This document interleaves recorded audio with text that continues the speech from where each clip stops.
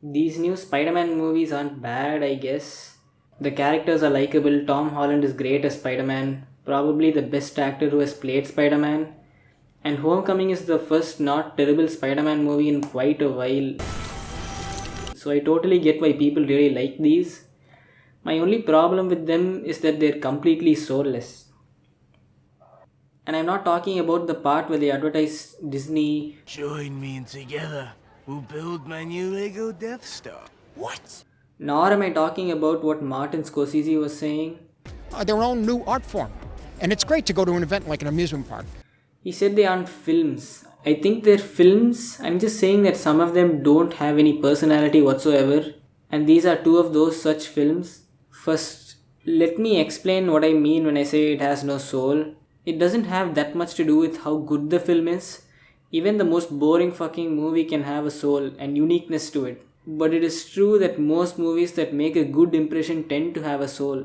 I could be a real moron and compare this movie to fucking Space Odyssey or some shit. But I'll be fair, I'm gonna compare it to Avengers 2012 instead. That movie has a really stupid fucking plot looking back. There's an evil space bad guy who steals a thing, and a bunch of guys come together to find the thing. They argue for a while with each other, and the bad guy uses the thing to open a thing, and the good guys unite in the end to fight the bad guy. That's about it for the plot.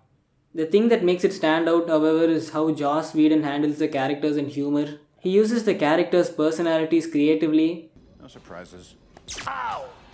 Hey! Nothing? Are you nuts? The jokes were funny in an unexpected way. By that, I don't mean that I didn't expect it to be funny. I just mean that I didn't expect those particular jokes. None of it seems forced either. It's all natural and organic. The humor in Spider-Man Homecoming, however, is just a bunch of mediocrity or cringe. I think he larbs you.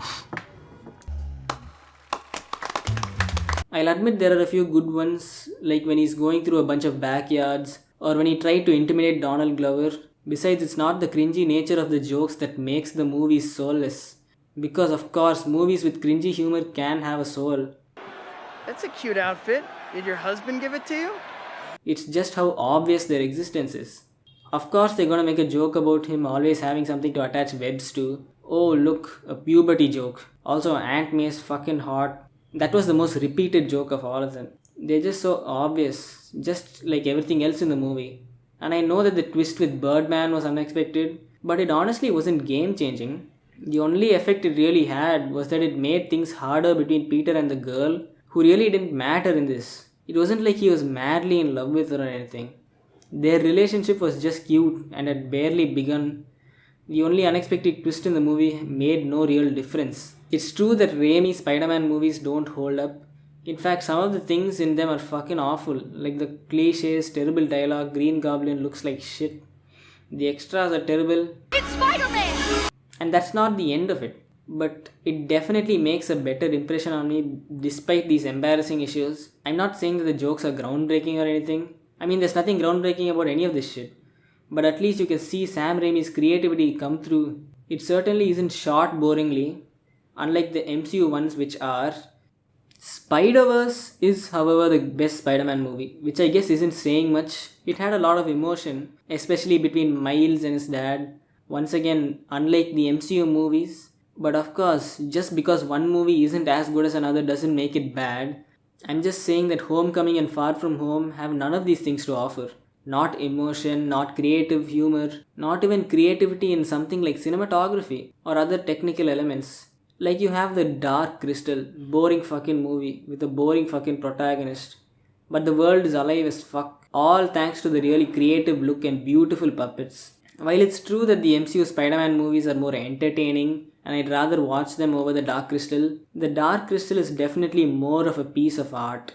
I really liked Spider-Man Homecoming when it first came out because back then I lacked perspective and I was a fanboy and all I really cared about was seeing all the MCU characters meet each other in Infinity War. After I watched Far From Home this year, I thought it was just fine.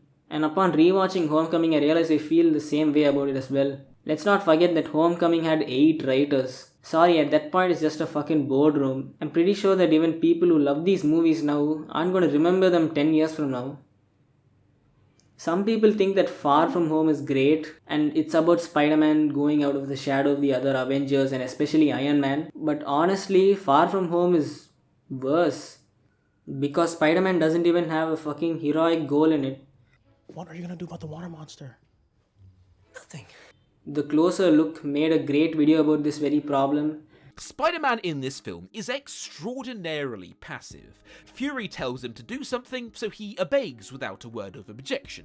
The monsters attack, Spider-Man reacts. Spider-Man is given the information that Mysterio is about to attack London, so he reacts and goes to meet him there. In a nutshell, Spider-Man had no compelling motivation and was just really passive in the movie. Whatever, I'll save the world, I guess. Well, that's a bit of an exaggeration, but yeah, Spider-Man stepping out of the shadow of the other Avengers didn't play into the plot to make it compelling and consequential enough. Besides, it doesn't feel as challenging, does it?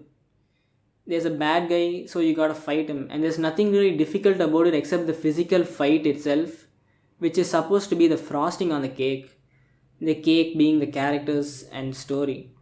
And of course, every good thing people say about this movie is fairly obvious. I'm not saying that just because I expect it to be good in these areas, it has no merit, but that these are just really basic things, and getting them right really isn't that fucking special.